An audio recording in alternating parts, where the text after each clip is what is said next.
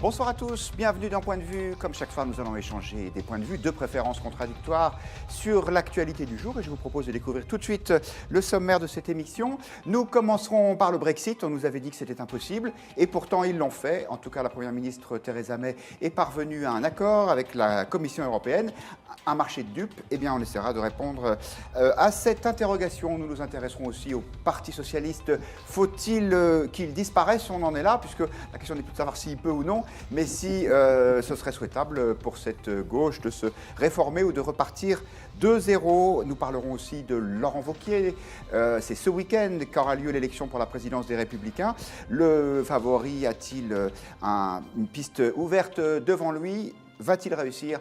On essaiera aussi de répondre à cette question. Et puis, bien sûr, nous parlerons des deux gloires nationales disparues cette semaine, Johnny Hallyday et Jean d'Ormesson, à qui le président de la République a rendu un hommage solennel ce matin aux Invalides. Est-ce qu'il symbolise l'Union nationale? Eh bien, nous allons le demander à nos quatre invités que je vais vous présenter tout de suite. Bonsoir, Laurence de Charette. Bonsoir. Vous êtes la directrice de la rédaction du Figaro.fr.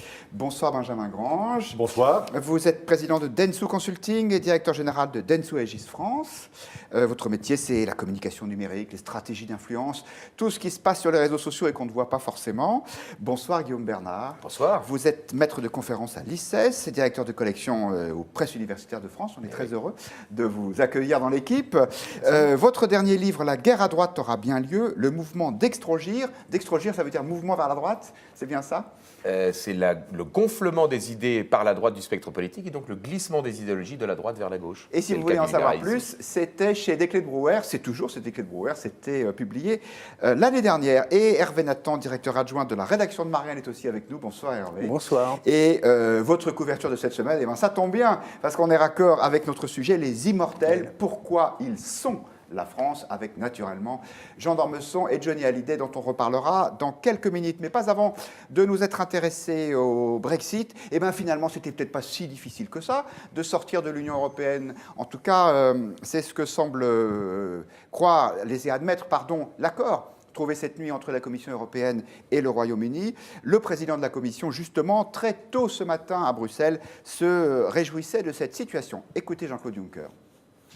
On the basis of the mandate which was given to me by the European Council, the Commission has just formally decided to recommend to the European Council that sufficient progress has now been made on the strict terms of the divorce.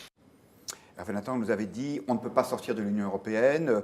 Il y a un article qui le prévoit, l'article 50, mais finalement, on ne le mettra jamais en œuvre. Et puis finalement, c'est pas si compliqué. Je me souviens pas d'avoir dit ça. Mais c'est pas vous qui avez dit ça. On va dire que c'était le consensus de place. Moi, j'ai toujours pensé. Oui, c'est le consensus. Moi, j'ai toujours pensé que c'était possible. Donc, pour une fois, c'est vrai. Je trouve que c'est d'autant plus possible que finalement, les Européens, malgré leurs promesses, sont très en deçà des engagements qu'ils avaient pris. Si on prend les trois éléments que les Européens, les 27, c'est-à-dire ceux qui vont rester dans l'Union européenne, avaient mis comme condition au fait de commencer à discuter vraiment des relations futures avec la Grande-Bretagne. Il y avait trois conditions. La dette, enfin ce qui restait à payer, le reste à payer pour la Grande-Bretagne, normalement c'était au moins 50 milliards, sans doute 60, et il y avait des estimations jusqu'à 100. Là on a dit à 40 milliards, ça pourrait suffire. Donc ça signifie qu'éventuellement, et là on est totalement dans l'ambiguïté, il faudra quand même que le gouvernement nous assure que nous, contribuables, excusez-moi de parler à la première personne du pluriel, que nous, contribuables, nous ne serons pas de notre poche pour les contribuables britanniques, parce que c'est quand même ça le problème, c'est s'il reste quelque chose que les Anglais ne payent pas, c'est les autres qui vont payer, les Français, les Allemands, etc. etc. La deuxième condition, c'était un statut vraiment bétonné pour les nationaux européens qui resteraient en Grande-Bretagne. Pour le moment, on a dit qu'ils auraient accès au marché du travail, qu'il n'y aurait pas de discrimination, mais on voudrait savoir plus. Quid, par exemple, du rapprochement familial? Les Polonais, les Français, etc., qui sont allés immigrer il y a 5-10 ans et qui disent « mais maintenant, je voudrais bien que ma famille suive », ils auront le droit ou pas? Est-ce que voilà. Ben oui, ça aussi, c'est une ambiguïté. Mais voilà. Et la troisième chose, c'était l'Irlande, parce que l'Irlande a quand même, je rappelle que tous les pays, les 27, ils ont tous un droit de veto. Hein. Il suffit qu'un pays dise non et tout est par terre. Évidemment, pour l'Irlande, c'est vital de ne pas rétablir une frontière. Pour le moment, on dit oui, la seule chose qu'on va faire, c'est que dans les années qui viennent, on appliquera le droit européen des deux côtés de la frontière. Mais en fait, c'est repoussé à plus tard. Donc en fait, les Européens, à mon sens, ont craqué presque autant que le gouvernement britannique était proche de craquer, parce que effectivement, Theresa May, on l'a vu dans les épisodes précédents, était proche de sauter. C'est-à-dire le Premier ministre n'avait plus de majorité, il fallait trouver une solution. Et d'une certaine manière, pour moi, les Européens ont commencé à craquer, et je pense qu'ils vont craquer encore plus fort quand on va commencer à discuter des conditions réelles du statut futur. Je ne vais pas faire un trop long tunnel. Oui, mais voilà. Et donc, parce qu'il y aura des forces très importantes qui diront, bon, écoutez, vous êtes gentils, mais nous, on veut pouvoir continuer à faire du commerce librement, à commencer par les usines d'automobiles. Je rappelle une chose. Toutes les usines d'automobiles britanniques appartiennent à des groupes continentaux. Ils sont soit allemands, en général allemands d'ailleurs, voire PSA pour Vauxhall. Donc de toute façon, on va avoir chez nous des gens qui vont dire mais il faut les laisser rentrer, parce qu'on veut que nos automobiles viennent. C'est que en ce qui concerne le marché unique, c'est pas du tout tranché, parce qu'en gros, Laurence de Charette, si on a bien compris, l'accord dit alors le Royaume-Uni sortira du marché unique, sauf si on n'arrive pas à trouver un accord, et dans ces cas-là, il pourrait y rester. Ce qui fait que des deux côtés de l'Irlande, on est content. Les Irlandais du Nord, parce qu'ils croient qu'ils vont sortir, puisqu'ils sont attachés au Royaume-Uni, et les Irlandais du Sud, qui sont un État européen, la République d'Irlande, qui dit, mais non, pas du tout, on va rester unis. Oui. Sur cette question-là, aussi bien que sur la question de la Cour de justice européenne, et c'est vrai que l'Europe a fait ce qu'elle sait faire, une ambiguïté qui permet de sortir par le haut ou par le bas, on ne sait pas très très bien. Ce qu'on a établi là, c'est, pendant ces 9 mois, c'est la volonté de divorcer. On a parlé beaucoup de gros sous, comme souvent dans un divorce, mais on n'a pas du tout établi les modalités du divorce. Et il reste encore, je pense, beaucoup d'écueils et beaucoup de travail devant nous, oui. Enfin, devant nous, je me place du point de vue de ceux qui veulent sortir. Voilà. Alors, si on essaie de poser de l'autre côté, Guillaume Bernard, du côté des Britanniques, en fait, les Anglais disaient on va sortir de l'Union européenne parce que ça nous coûte trop cher. Mais finalement, là, si ça leur coûte 40, 50, 55 milliards, on ne sait pas exactement, peut-être que les Anglais vont changer d'avis finalement. Peut-être que Tony Blair, qui avait dit au Figaro qu'il faudrait peut-être voter, il aurait raison. Les opinions publiques sont toujours très versatiles, ça on le sait bien.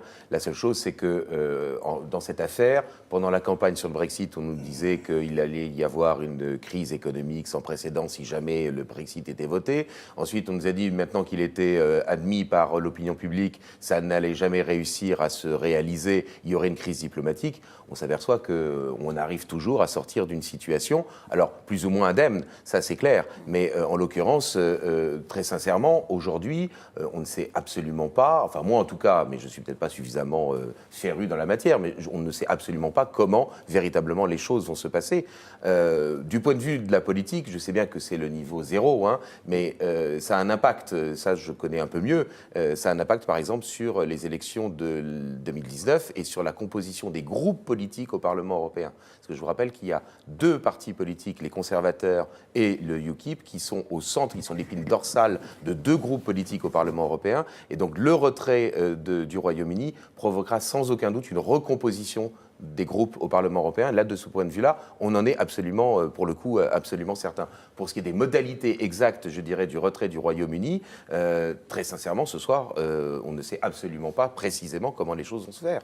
On est encore dans le brouillard, mais on n'est pas tombé dans le fossé, en tout cas. Benjamin Grange. Alors moi, je ne suis pas aussi critique que vous, parce qu'on sait que dans une négociation, le temps, finalement, n'est pas linéaire. Et là, on assiste finalement à une stratégie des petits pas, avec une première étape, qui est peut-être un accord très partiel, sur lequel, comme vous dites, on ne sait pas grand-chose, et que le reste, finalement, est encore immense. Mais en tout cas, c'est une première étape. Et je dois dire qu'en termes de communication de ce projet de divorce, il y en avait besoin. Parce que ça fait des mois que l'on dit on travaille sans aucun accord. Et finalement, avec même à un moment une forme de retour en arrière possible, ça m'a été évoqué. Et là, finalement, c'est un acte qui est une forme de cliquet anti-retour. Et il en valait de la crédibilité de Jean-Claude Juncker et de l'Europe, qui était finalement la victime, puisqu'elle a pris acte de la décision anglaise. Et donc, il lui fallait finalement montrer que ça avance. Et donc, en l'occurrence, je pense que c'est une première étape de communication. Juste dans cette étape, on va faire court, mais juste dans cette étape-là, il y avait comme la volonté affichée, pour cette première étape, de montrer aux opinions publiques européennes, continentales, que toute tentative de sortie se paierait le maximum. Voilà. Et ça, c'était un objectif Pour dissuader nettement les affiché, autres notamment d'essayer par de le sortir, gouvernement français, Hervé Nathan pour dissuader les autres, pour bien montrer, y compris ça a un usage interne en France. C'est-à-dire montrer, par exemple, à ceux qui auraient, aux électeurs, par exemple, du Front National, dire, vous voulez quitter l'Union européenne, regardez combien ça va coûter. Et bien, ça, c'était un des objectifs de cette première étape. La deuxième, une fois ça, et donc il fallait montrer que ça coûte cher. Et ben moi, je pense que la démonstration n'est pas faite. Voilà. Oui, au moins de ce point de vue-là. En même temps, on a montré que c'était compliqué. Elle est un peu punitive, votre Europe, cher Hervé, quand même. Hein. Ça veut dire, on ne reste pas dedans parce qu'on y est heureux, mais parce que ça coûterait plus cher d'en sortir que d'y rester. C'est pas mon Europe, c'est que, effectivement, je pense que l'Europe telle qu'elle est en partie punitive, oui, c'est vrai. Alors, on souhaite la bienvenue à tous les internautes qui nous ont rejoints, qui font des commentaires comme toujours pertinents, sur laquelle Laurence de Charette, vous allez pouvoir réagir. Commentaire de Joloc, par exemple, qui nous dit « Eh bien, vivement le Frexit », tandis qu'Hugo Gagneux nous dit « C'est quand même une faillite de l'Europe, le Brexit ne va qu'accélérer la dislocation du Royaume-Uni et exacerber les tentations régionalistes. » C'est vrai, Laurence, qu'il y a les Irlandais où on voit que ça commence à chauffer, il y a l'Écosse qui se dirait peut-être que moi je reste très bien dans l'Europe, il y a même Londres qui disait j'aimerais bien avoir un statut un peu dérogatoire, le Royaume sera peut-être moins uni à l'avenir. Oui, alors le Royaume sera évidemment, un tas de portes se sont ouvertes, ou en tout cas potentiellement, et un tas de dangers s'agitent, enfin de dangers, en tout cas de dislocation. C'est vrai que les anglo-saxons ont affirmé une volonté très forte, et sur ce point, ils ont obtenu gain de cause. Ils ont montré, on ne veut pas se faire dicter nos lois, on veut choisir notre immigration. Là-dessus, alors c'est une prime effectivement à l'affirmation de la volonté. L'exemple catalan a montré que ça ne marche pas toujours. Voilà. Alors, Paul nous dit, le général de Gaulle était un visionnaire quand il manifestait sa désapprobation d'incorporer l'Angleterre dans l'Europe. Très heureux du Brexit, point d'exclamation. Finalement, Guillaume Bernard, le général avait raison, une fois de plus. Pas nécessairement sur tous les sujets, mais alors, en l'occurrence sur sa défiance vis-à-vis, je dirais, du Royaume-Uni, il y a une chose qui évidemment doit être prise en considération et qui explique peut-être le fait que de toute façon le Brexit va fonctionner à la fin. C'est l'équilibre au sein du Conseil de sécurité des Nations Unies. Parce que si la construction européenne aboutit un jour à l'établissement d'un État fédéral, ce qui n'est pas encore le cas, ça veut donc dire que le siège permanent de la France, le siège permanent du Royaume-Uni devrait fusionner. Avec le Brexit, au moins, je dirais, les États-Unis ont toujours deux alliés au Conseil de sécurité. Oui, et donc, par conséquent, effectivement, là, on peut penser qu'il y a des enjeux qui dépassent très largement, je dirais, les simples opinions publiques et les enjeux, comment dire, juridiques. Même si, naturellement, ce qui explique le Brexit, c'est ça. C'est la volonté de reprendre, je dirais, le contrôle de son destin du point de vue, je dirais, territorial et du point de vue normatif. Hervé Nathan, est-ce qu'on a une idée de combien de temps ça pourrait encore durer, cette histoire? Il y a 2 ans de supplémentaire, j'ai bien compris, il y a un délai de 2 ans supplémentaires. Ça va être pas forcément très confortable. Donc il reste 1 an donné. Normalement, c'était l'article 50, une fois déclenché, c'était un délai de 2 ans. Apparemment, l'article 50, c'est celui qui prévoit la sortie. Par lequel le gouvernement britannique a dit nous avons décidé de sortir et nous enclenchons normalement un compte à rebours de 2 ans. Et donc il reste à peu près 1 année. Et si bien compris, il y aurait un délai de 2 ans supplémentaires pendant lequel la Grande-Bretagne appliquerait toutes les règles du marché unique sans avoir plus personne dans les instances décisionnaires de l'Union européenne. Il n'y aurait plus de parlementaires européens, il y aurait les élections en 2019, il n'y aurait plus de commissaires, etc., etc. Et il y aurait quand même, à mon avis, encore beaucoup de hauts fonctionnaires à Bruxelles, parce que une des choses qu'ont su faire les Britanniques, c'est de bien investir la Commission européenne, et en fait, il y a beaucoup de fonctionnaires, ce qui explique un peu aussi l'orientation. Bon. Laurence, si on prend un peu de recul, quand le Brexit est arrivé, ça a été un coup de tonnerre, et on s'est dit c'est peut-être la fin de l'Europe. Parce qu'on craignait qu'il y ait un effet domino, c'est-à-dire que le Royaume-Uni sorte et que derrière, il y ait un succès, une poussée des populistes aux Pays-Bas, en France aussi, avec les élections présidentielles de 2017, et Marine Le Pen qui aurait pu être dangereuse, même si elle n'était pas élue présidente de la République. Finalement, on a l'impression que l'incendie est maîtrisé en quelque sorte.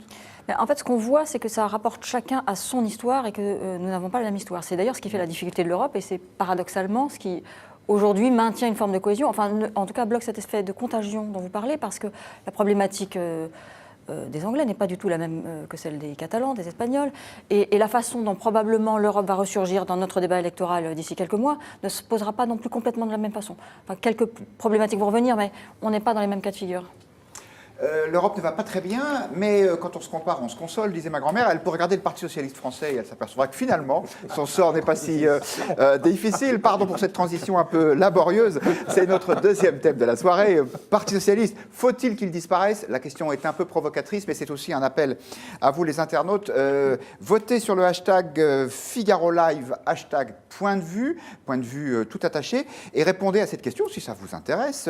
Faut-il que le PS disparaisse? En tout cas, ce qui est sûr, c'est qu'il est en danger de mort. Vous savez, le dernier épisode, c'est la création par Benoît Hamon, qui était le candidat socialiste à l'élection présidentielle, de son parti ou de son mouvement, Génération.S. Est-ce que le PS est en danger de mort? Écoutez ce qu'en disait Frédérique Espagnac.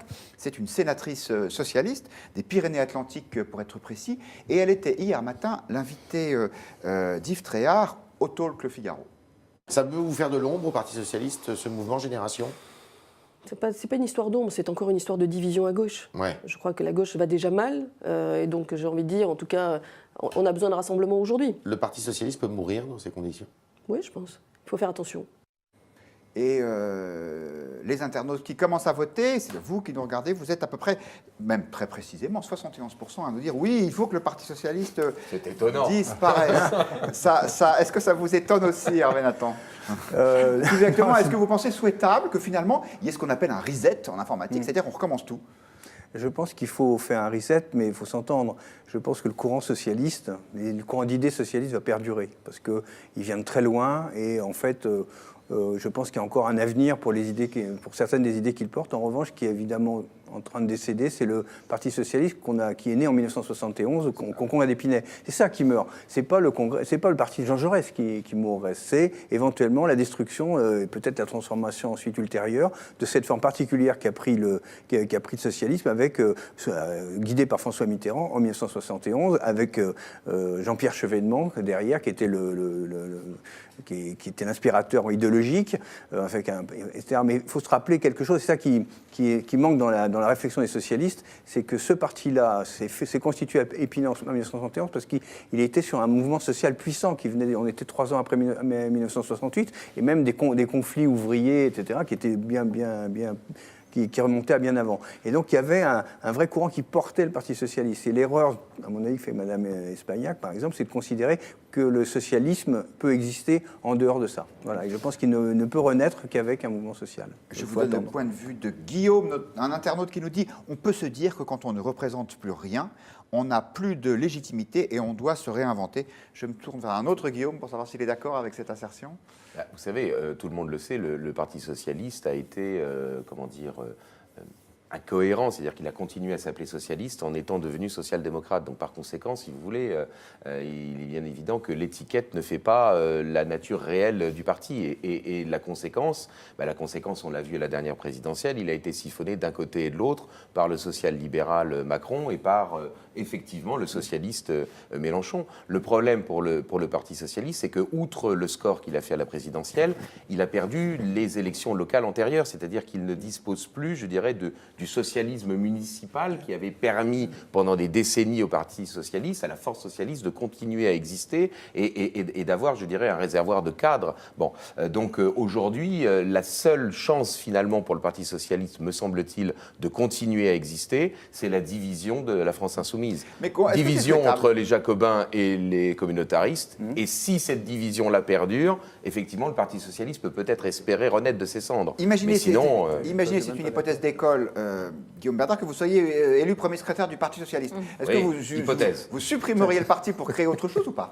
Est-ce qu'il faut faire table rase?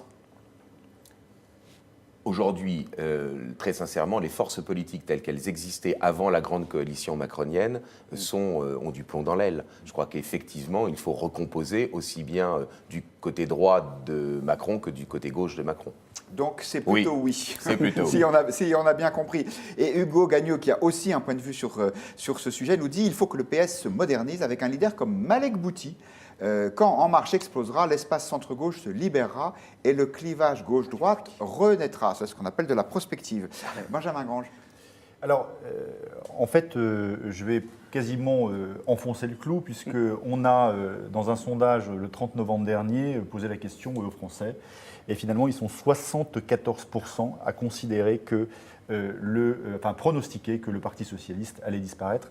Le point nouveau, c'est que c'est aussi 63% des sympathisants de gauche. Alors, ce qui est frappant, c'est surtout que si on compare ça par rapport à septembre 2016, juste après finalement la débâcle électorale, eh bien, il n'était que 63%, c'est-à-dire pratiquement 10 points de moins, à considérer que le Parti socialiste allait disparaître. Alors, quand on creuse derrière, pourquoi finalement ce pronostic est si important?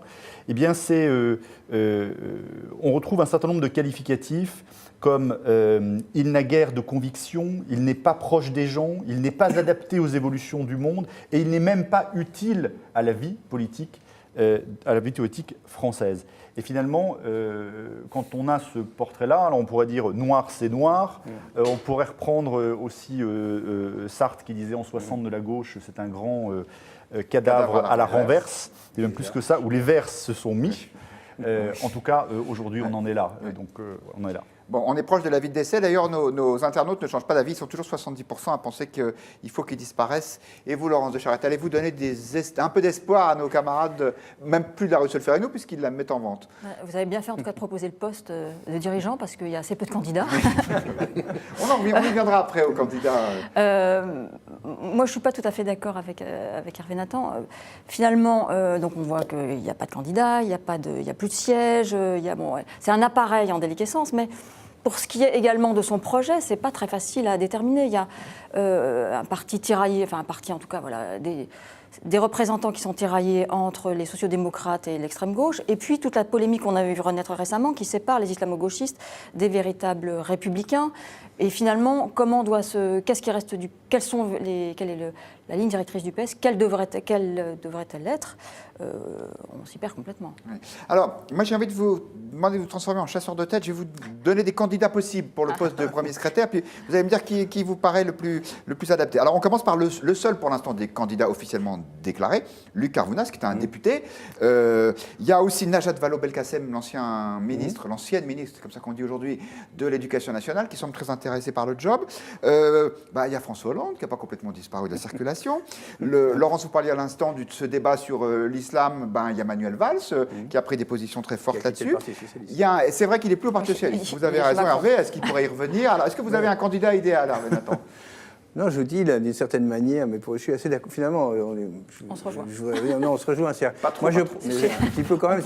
Je pense qu'effectivement, il n'y a plus aucun élan au Parti socialiste, celui qui est né en 1971 après. Il y a, pour moi, la possibilité, philosophiquement, de dire il y aura toujours une idée socialiste, etc. Peut-être qu'elle est la France insoumise, peut-être qu'effectivement, la France insoumise sera une partie de la recomposition de la gauche, mais il n'y a pas de possibilité de recomposer un parti qui soit une alternative politique en dehors d'un mouvement social qui le porterait. Parce que on aurait tort de négliger ce qui s'était passé en 1961. C'est parce qu'il y avait un mouvement ascendant social qui a porté, et le Parti socialiste était le dépositaire politique des mouvements sociaux. Et c'est ça qu'il a porté en 81, c'est grâce à ça, avec un slogan qui s'appelait « Changer la vie ».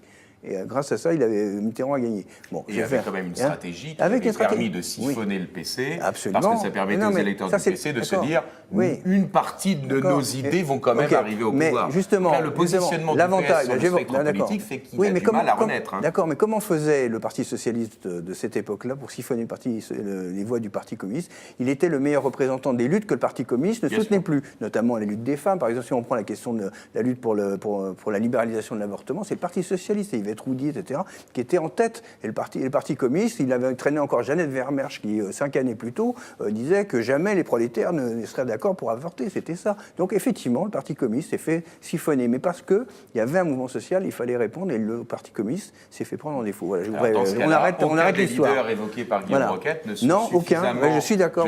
populaires et charismatiques pour pouvoir entraîner ce pouvoir. Est-ce que vous pouvez faire correspondre un quelconque des noms que vous avez cités là à la réponse à un problème profond de la société? C'est-à-dire, peut-être Manuel Valls, mais comme Manuel Valls est parti chez les Républicains En Marche, je trouve que là, c'est un peu compliqué. Mais il y a Malek Bouti, Hugo disait Malek Bouti, pourquoi pas, qui a aussi des positions très fermes sur le refus du communautarisme. Mais il faut être capable d'élargir, d'être l'homme qui représente ça, et pas seulement l'homme, le programme. Bon, L'ambiguïté tout ça que vous n'existe avez pas encore. évoquée, Voilà. Et l'ambiguïté que vous je avez ne suis pas évoquée. sûr que ça existe. L'ambiguïté que vous avez évoquée, c'est est-ce que c'est l'idée socialiste ou est-ce que c'est l'idée progressiste qui Oui, est ça, c'est le encore moteur, défini. effectivement, Oui, absolument, du par exemple. Parti socialiste. Oui, par exemple. Alors, très sincèrement, je pense que toute forme de collectivisme, même chez Jaurès, le collectivisme permettait le maintien de la propriété privée. Mais aujourd'hui, toute forme de collectivisme, je dirais, a quand même peu le vent en poupe. Et donc, par conséquent, effectivement, c'est plutôt le progressisme. Et alors, dans ce cas-là, Mais est-ce qu'il n'est pas c'est du déjà libéralisme pris culturel. C'est déjà pris. Et Macron l'incarne aussi. Macron l'a incarné, donc effectivement, voilà. il n'y a peut-être pas de possibilité. Mais Voilà, un message personnel pour Josh qui nous dit « Moi, je veux bien être président du PS s'il cherche. » Eh bien, Josh, on va envoyer votre candidature sans faute au siège du parti une fois qu'on aura trouvé où il est. Benjamin Grange. Alors, dans le jeu de trouver les leaders, on avait posé une question qui était de dire, toujours le 30 novembre, laquelle de ces personnalités souhaitez-vous représenter, souhaitez-vous qu'elle représente la gauche aux prochaines élections de 2022 ? Alors, à 34% dans les sympathisants de gauche, on avait Benoît Hamon. Bon, on a vu effectivement qu'il avait... parti. Voilà, Trop il est tard. parti. Ensuite vient Arnaud Montebourg, 19%. Et Najat ne vient qu'à 16%, Manuel Valls 13% et Stéphane Le Foll 8%. Donc en fait, on voit bien à travers ça qu'il n'y a aucun des grands leaders qui se dégage, en tout cas des leaders restants. Guillaume nous dit « Les classes populaires et ouvrières, socle de l'électorat PSPC, ont disparu en France en poids démographique. » C'est vrai que ça peut être une explication. Et Hugo nous dit « Sinon, pourquoi pas une union avec le nouveau parti radical ?» Ah oui, à mon avis, c'est la porte ouverte. C'est le chemin tout tracé vers l'Élysée. Laurence de Charette, quand on voit la structure de popularité d'Emmanuel Macron, on s'aperçoit qu'en fait, il est plus populaire à droite qu'à gauche. Peut-être que ça pourrait rouvrir un espace, non, au Parti socialiste. Quand on voit ce président qui supprime l'impôt sur la fortune, qui libéralise le code du travail, qui fait l'éloge de Jean d'Ormesson, Sauf sur la pierre, attention. sauf sur l'immobilier, vous avez raison. ouais. Ouais, ouais. Donc c'est quand même une certaine catégorie de riches, Oui. c'est pas tous. Mais Laurence, est-ce que vous pensez que, avec un Macron qui semble plutôt de droite, en tout cas en économie, ça pourrait redonner de l'oxygène à un futur Parti socialiste ?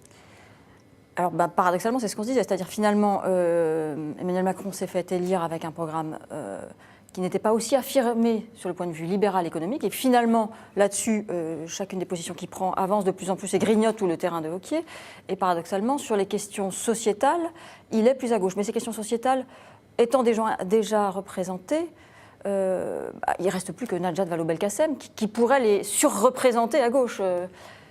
Qui pourrait être plus provocatrice, aller peut-être plus loin si on voulait laisser au Parti socialiste, si on cherche un boulot au Parti socialiste, puisque c'est ça on lui cherche des candidats. on lui cherche une ligne, un positionnement. Ouais, un positionnement, et j'avoue que je peine.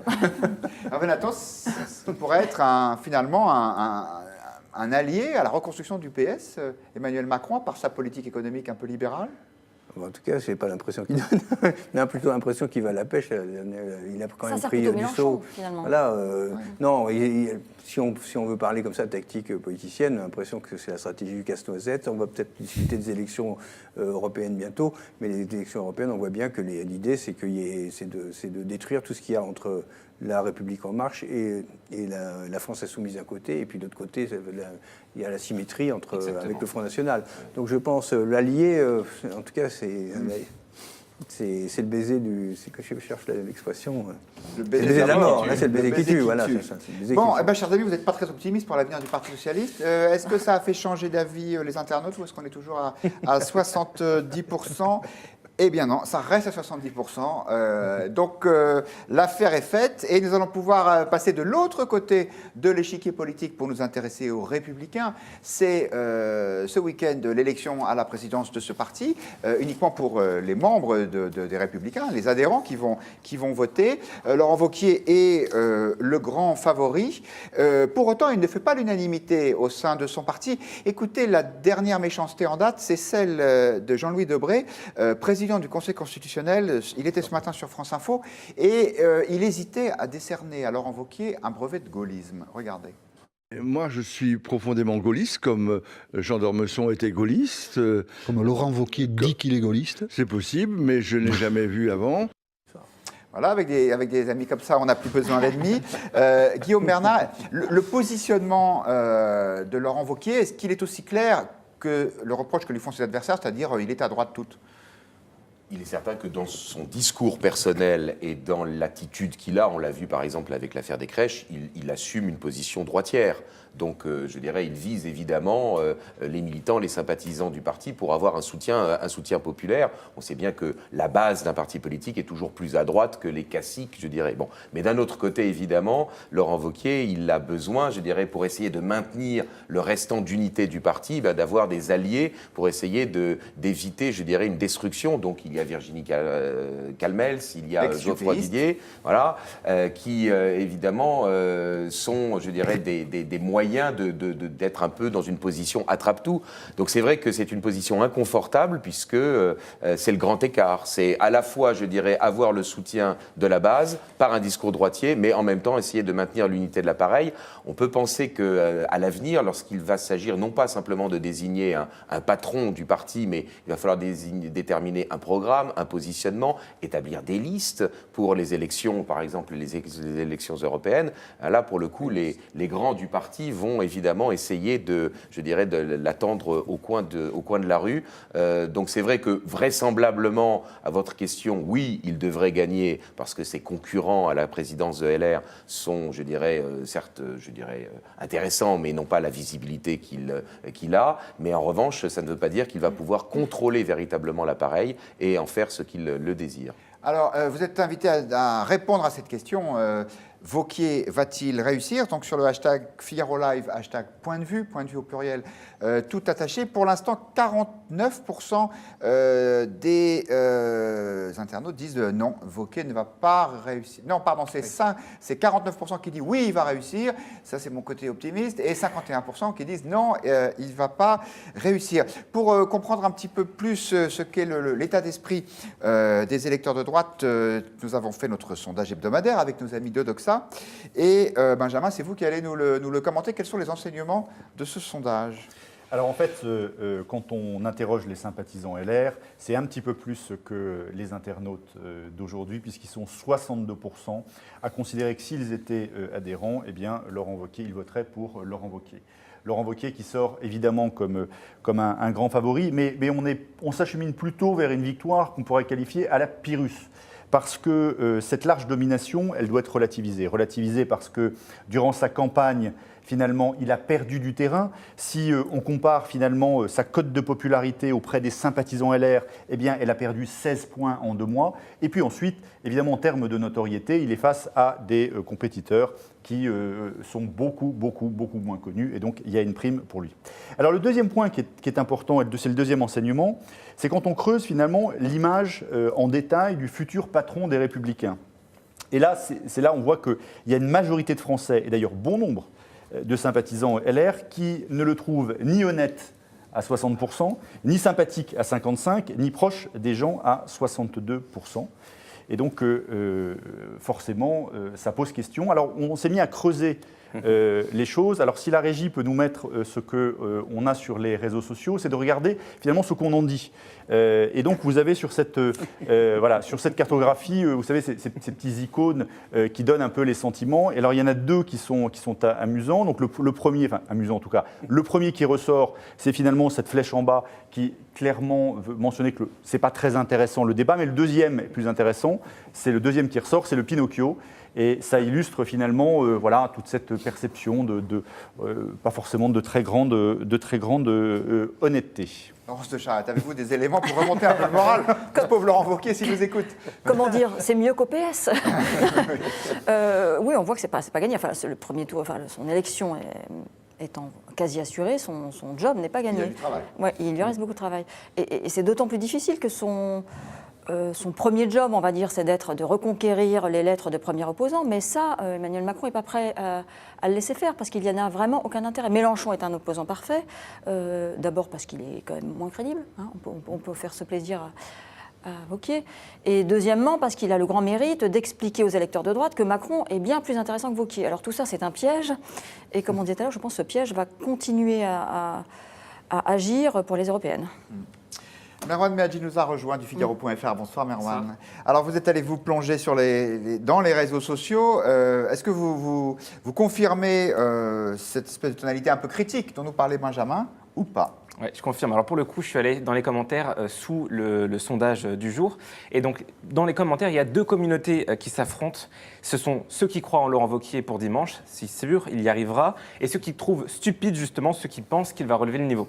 Alors on a notamment Wang Zi qui nous dit « Ce qui se dit ou s'écrit sur Wauquiez est ahurissant. Cela fait des mois que les candidats de droite qui ont tous échoué directement ou par jeunes candidats interposés tentent de dézinguer le favori, c'est pitoyable, la jalousie transpire de leurs propos. Dans la même veine, on a Yael 478 qui nous dit « Je suis de droite classique et je ne comprends pas l'avalanche de critiques qui tombent sur Wauquiez. Proche du FN, je ne le crois pas. Si parler d'identité nationale est réservé au Front National, il faut nous le dire.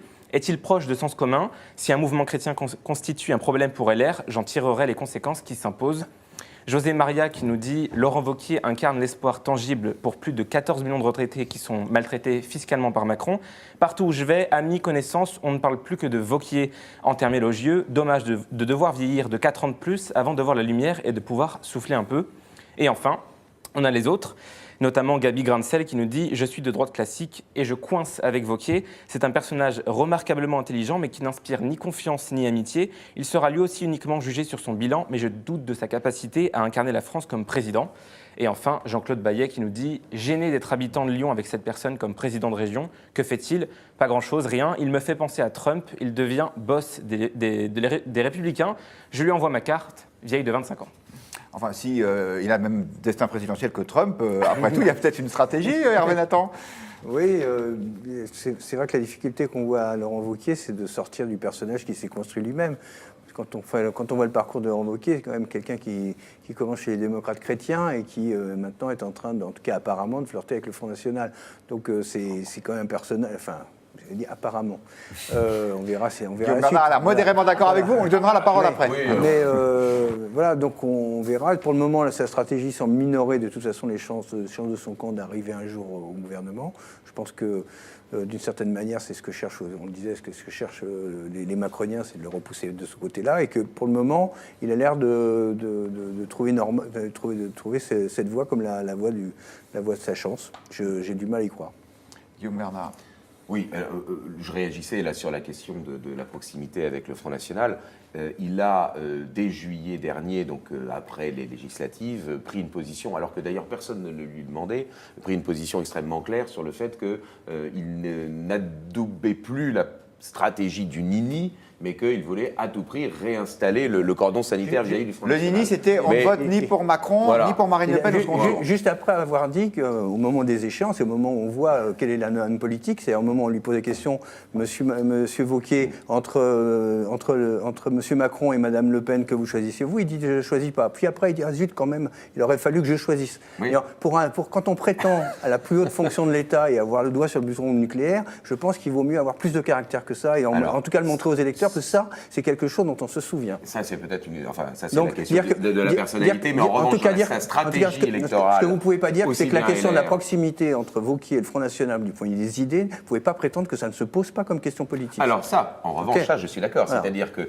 électoralement parlant, il refuse toute alliance, mais en revanche, il développe plus ou moins une stratégie à la ligne Buisson, c'est-à-dire une droitisation de son propre discours pour essayer effectivement de capter un électorat à terme, qui est un électorat qui est déçu du Front National, et essayer effectivement de reconstituer une droite, je dirais, à son profit. Le problème, c'est qu'on en a parlé tout à l'heure, le PS est, je dirais, écartelé entre la France Insoumise et Macron, et LR, le risque aujourd'hui, c'est qu'il soit en revanche écrasé entre Macron et le Front National, parce qu'évidemment, les prochaines échéances électorales, ce sont les européennes, et là, même si Marine Le Pen est décrédibilisée du point de vue de sa propre personne, il est certain que le discours eurosceptique du Front National arrive en bloc, tandis qu'évidemment, LR est parfaitement divisé sur cette position, et donc vous imaginez une liste nationale LR aux européennes avec un souverainiste, un fédéraliste, un eurosceptique, etc., ça va ne ressembler à rien, et donc c'est évidemment ça la très grande difficulté.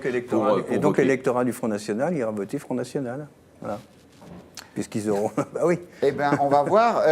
Peut-être une dernière question de notre sondage Odoxa Benjamin Grange, et peut-être qui remontera un peu le moral de Laurent Wauquiez. Quand même, c'est pas le plus mauvais candidat aux yeux des électeurs de droite, pas pour la présidence des Républicains, mais pour celle d'après, celle de 2022, la présidentielle. Oui, alors finissons sur une note positive pour Laurent Wauquiez. Quand on leur pose la question, quel est le meilleur candidat? Évidemment, les sympathisants, le meilleur candidat pour 2022.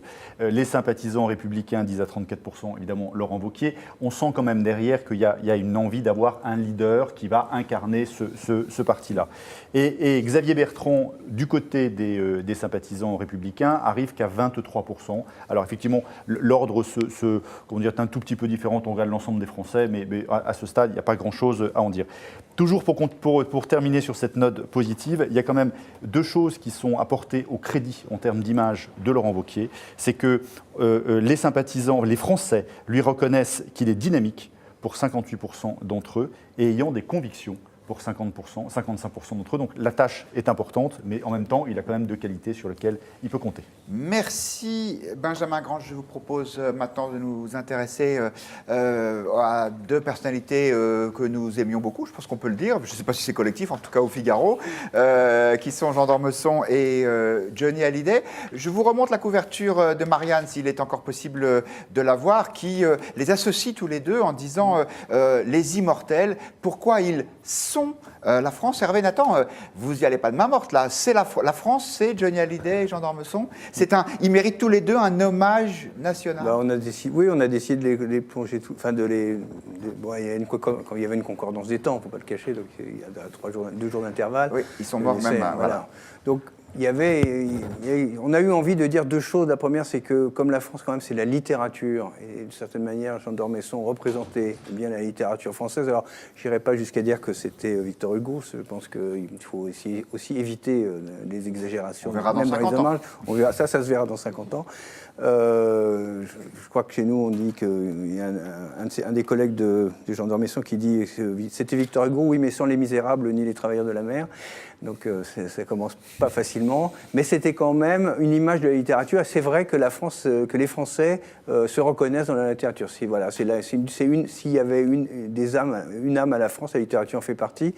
Et quant à Johnny Hallyday, d'une certaine manière, il nous représente tous parce que sa vie a été tellement compliquée et complexe, sa vie d'artiste et sa vie personnelle, qu'une certaine manière, il a touché tous les Français, les uns après les autres, voire concomitamment. Il faut quand même se souvenir, juste revenir tout au début, on a presque oublié, mais c'était quasiment l'image du diable pour la France bien pensante.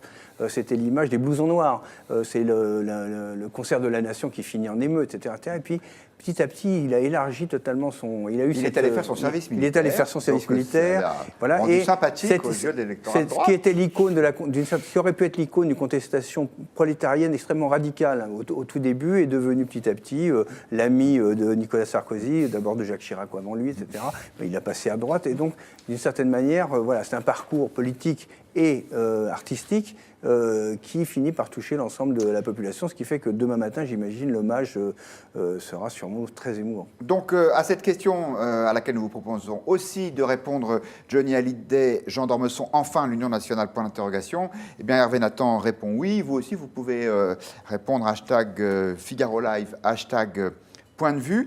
Il y en a un autre qui est d'accord sur cette unanimité autour des deux hommes. Eh bien, c'est Jean-Louis Debré, l'ex-président du Conseil constitutionnel, qu'on a entendu à l'instant et qu'on va réentendre. C'était ce matin sur France Info.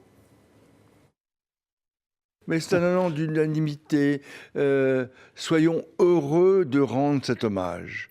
Alors, à Johnny ou à Jean d'Ormesson, la nation a toujours rendu des hommages à des grands personnages. Je pense à Paul Valéry, je pense à Maurice Barrès, je pense à la première femme qui a eu des obsèques nationales, qui était Colette en 1954 au Palais Royal. Oui, il est bien une nation. C'est un rêve d'avenir partagé, mais c'est aussi une histoire. Alors pour l'instant, 71% des internautes répondent plutôt non à cette question Twitter sur l'Union nationale. Guillaume Bernard, ce matin, j'assistais, comme beaucoup de gens du Figaro, à l'hommage rendu par le président de la République à Jean d'Ormesson dans la cour des Invalides. Il y avait ses honneurs militaires, ce drapeau bleu-blanc-rouge sur le cercueil. Est-ce qu'on aurait dû faire la même chose pour Johnny Hallyday, ou est-ce que vous voyez une différence de nature entre ces deux parcours? C'est bien difficile comme question, honnêtement, parce que ça laisserait supposer qu'il faudrait hiérarchiser la valeur des hommes. Et ça, j'avoue que je n'oserais pas prendre position. Moi, ce qui me... évidemment, la situation, je dirais, où il y a une certaine unanimité est extrêmement touchante. J'ai plutôt quand même tendance à penser qu'il y a, j'espère qu'il n'y aura pas demain, je dirais, des scènes d'hystérie, mais qu'il y a, je dirais, une disproportion peut-être entre, je dirais, la mort de deux personnes parfaitement honorables et dont l'œuvre est intéressante, et je dirais l'hommage national, si vous voulez. Là, je vais vraiment passer pour un vieux rabougri, mais que voulez-vous, si vous voulez, pour moi, l'unité de la nation, pour moi, l'unité de la nation, c'est Philippe Auguste qui met la pâtée à Jean Santerre à Bouvines. Pour moi, c'est Condé qui met la pâtée aux Espagnols à Rocroi. Voilà, ça, pour moi, évidemment, ça a un sens, c'est-à-dire que c'est évidemment... bon, alors cela dit, ce qui est très touchant, c'est que incontestablement, et par, je dirais, une culture plutôt intellectuelle pour Jean d'Ormesson et pour une culture populaire pour Johnny Hallyday, il y a quand même dans ces deux personnages-là, je dirais, le signe qu'il y a une appartenance à une culture commune.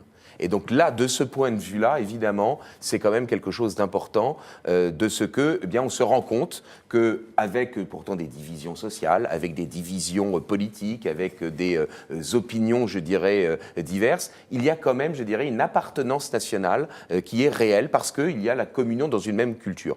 Pour autant, est-ce qu'il faut porter au nu nécessairement autant qu'on le fait, je dirais, deux personnalités intéressantes? Je suis peut-être un peu dubitatif. Eh bien, vous avez un allié en la personne de Jacksman qui nous dit « Ne soyons pas superficiels, l'union nationale sur ces deux décès, c'est ridicule comme idée. » Laurence de Charette, est-ce que vous serez sur les Champs-Élysées demain matin ? Mais moi, en fait, je pense qu'il ne faut pas placer ça sous le... Je ne suis pas sûre que ça se joue en termes d'union nationale, parce que c'est un terme qui a une dimension politique. Or, je pense qu'on est plutôt dans une autre dimension qui est plutôt de l'ordre de l'essentialité. Jean d'Ormesson disait il ne faut pas mourir le même jour que Piaf, parce qu'après c'est comme Cocteau, on se fait mettre de côté. Et bien là, je crois que c'est exactement l'inverse. On assiste à une semaine un peu extraordinaire, où malgré tout, où ces deux stars, au lieu de se manger la lumière l'une l'autre, se la renvoient. Qu'est-ce qu'on a fait toute la semaine?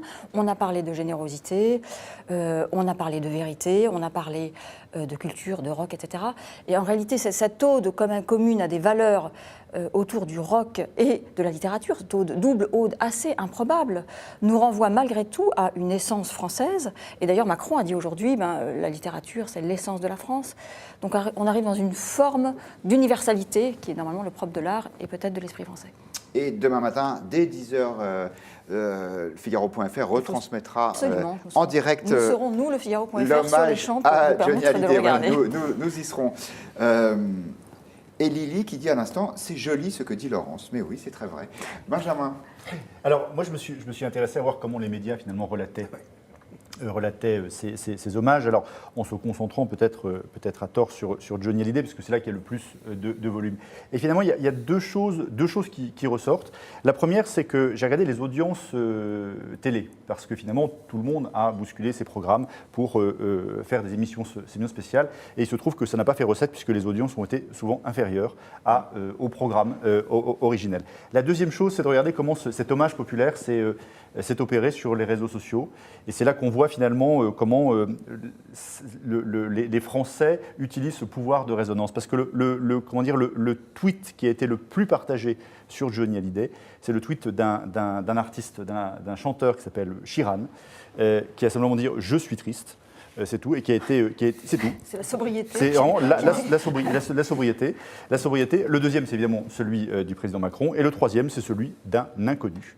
Comme quoi, on peut arriver aussi à être en résonance même quand on n'est pas connu. Et pour retrouver le meilleur de ces deux personnalités, je vous signale le hors-série du Figaro Magazine consacré à Johnny Hallyday qui est dans les kiosques et dont vous allez voir à l'instant la couverture.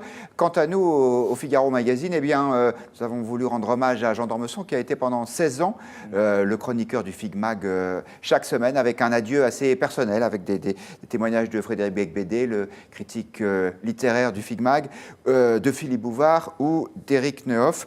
Et vous, Hervé Nathan, est-ce que vous serez demain matin sur les Champs-Élysées ? Non, je ne pense pas que je serai sur les Champs-Élysées pour des raisons personnelles, mais je pense qu'il ne faut pas négliger l'émotion d'une partie au moins de la population qui est causée par le décès de Johnny Hallyday. Je pense qu'il y a quelque chose qui tout d'un coup a saisi les gens, parce que d'une certaine manière, il y a toute une génération, on a parlé beaucoup de la génération des baby-boom, mais qui effectivement est en train de sortir de la scène politique, mais n'empêche qu'elle s'est entièrement reconnue, elle a entièrement vécu avec Johnny Hallyday. Je rappelle quelque chose, ça a été dit dans les différents articles qui ont été publiés par les journaux, mais il y a une génération qui a écouté Johnny Hallyday tous les soirs dans Salut les copains sur Europe 1. Tous les soirs, la moitié des jeunes, il faut quand même se revenir de ce que c'était, la moitié des jeunes avaient l'oreille collée au transistor à 17h pour écouter l'émission de Daniel Philippaki. C'est une communion que effectivement on retrouve 50 ans plus tard, transformée, différente, mais c'est celle-là aussi qu'on retrouve, et d'une certaine manière, il y a cette nostalgie d'un paradis perdu qui était le paradis de cette jeunesse-là. Donc c'est un peu une génération entière, mais qui a compté quand même dans l'histoire de ce pays, qui compte et qui pèse encore, même économiquement, au moins parce que c'est des retraités, et qui pèse encore, mais qui a du poids, et qui a d'une certaine manière l'impression d'avoir fait aussi l'histoire du pays, parce que c'est la génération de la transformation. Alors malheureusement, Point de vue, c'est fini pour ce soir. Je le regrette parce qu'on a deux commentaires passionnants sur lesquels on aurait pu réagir, mais tant pis, je les laisse à votre réflexion. Jacques Sman qui dit: ce qui m'attriste, c'est la manière avec laquelle le pouvoir exploite ces deux décès. Était-il vraiment nécessaire que Brigitte Macron aille chez Johnny ? Point d'interrogation. Et puis Renard83 sur Twitter qui nous dit quelque chose avec lequel je ne suis pas d'accord, mais c'est pas pour ça que c'est pas intéressant. Deux mondes différents. Il y a d'un côté les gens du système qui admirent d'Ormesson, et de l'autre, les pauvres qui admirent Johnny. Je ne suis pas sûr que les riches n'aiment pas aussi Johnny Hallyday, mais merci Renard83 de nous avoir donné votre point de vue. J'ai un dernier rendez-vous à vous donner, c'est mardi prochain, 12 décembre. Il reste quelques places, salle Gaveau, pour les rencontres du Figaro qui se dérouleront avec l'historien Franck Ferrand. Et si vous avez encore une toute petite hésitation pour savoir si vous prenez votre place, eh bien, je vous invite à regarder ce qui suit dans quelques instants sur Figaro Live. Merci beaucoup à tous les quatre et bon week-end.